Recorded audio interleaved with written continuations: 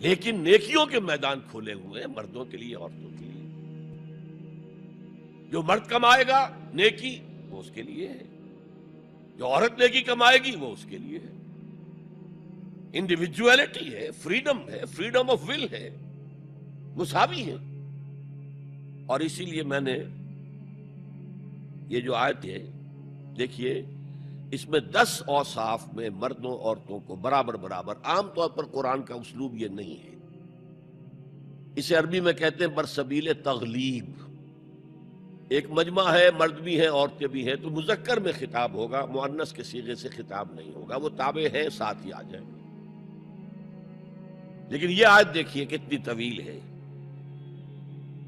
ان المسلمین والمسلمات، یقیناً فرما بردار مرد اور فرما بردار عورتیں، والمومنین والمومنات، اور صاحب ایمان مرد اور صاحب ایمان عورتیں، والقانتین والقانتات، اور فروتنی اختیار کرنے والے مرد اور فروختنی اختیار کرنے والی عورتیں، والصادقین والصادقات، اور سچ بولنے والے مرد اور سچ بولنے والی عورتیں، والصابرین والصابرات، اور صبر کرنے والے مرد اور صبر کرنے والی عورتیں، والخاشعین والخاشعات، اللہ کے سامنے جھکنے والے مرد اور جھکنے والی عورتیں، والمتصدقین والمتصدقات، صدقہ دینے والے مرد اور صدقہ دینے والی عورتیں، والصائمین والصائمات، اور روزہ رکھنے والے مرد اور روزہ رکھنے والی عورتیں، والحافظین فروجہم والحافظات، اور اپنی شرمگاہوں کی حفاظت کرنے والے مرد اور اپنی شرمگاہوں کی حفاظت کرنے والی عورتیں،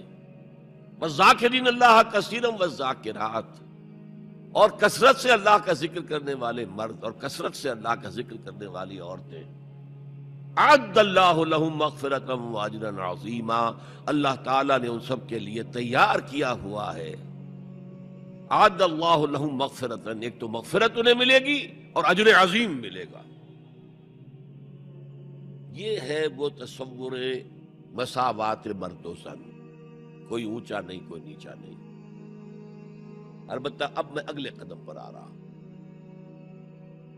ابھی تک تو افراد کی بات ہو رہی ہے، اب وہ ایک مرد اور ایک عورت شادی کرتے ہیں. یہاں آپ کو سمجھ لینا چاہیے اب وہ برابر نہیں رہے. اس لیے کہ گھر بنانا ہے، خاندان کی بنا ڈالنی ہے، ایک ادارہ ہے، انسٹیٹیوشن آف فیملی ہے، اور کسی انسٹیٹیوشن کے دو برابر کا اختیار رکھنے والے سربراہ نہیں ہو سکتے. آئی جی ایک ہوگا، ڈی آئی جی 4 ہوں، 5 ہوں، 6 ہوں. کوئی فرم ہے، مینیجنگ ڈائریکٹر ایک ہوگا، آپ 100 ڈائریکٹر رکھ لیں. مینیجنگ ڈائریکٹر 2 نہیں ہو سکتے، کوئی کاروبار چل ہی نہیں سکتا. تو گھر کا ادارہ تو برباد ہو جائے گا اگر آپ نے برابر کر دیا دونوں کے اختیارات کو. آج اس کا مزہ چکھ رہا ہے یورپ اور ویسٹ اور امریکہ. خاندانی نظام ٹوٹ گیا. آج وہ شادی کرتے ہی نہیں، مرد شادی نہیں کرتے. کیوں کریں؟ قانون آپ نے یہ بنا دیا ہے کہ آپ نے آج شادی کی اور 1 مہینے کے بعد آپ اپنی بیوی کو طلاق دیں تو اپنی پوری دولت کا نصف دینا پڑے گا اسے. وہ کہتے ہیں ہم نہیں کرتے یہ. لیکن عورت کی تو ضرورت ہے نا،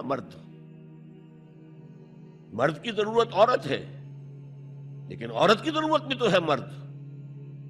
مرد کہتا آؤ میرے ساتھ رہو، کھاؤ پیو، میں شادی نہیں کروں گا.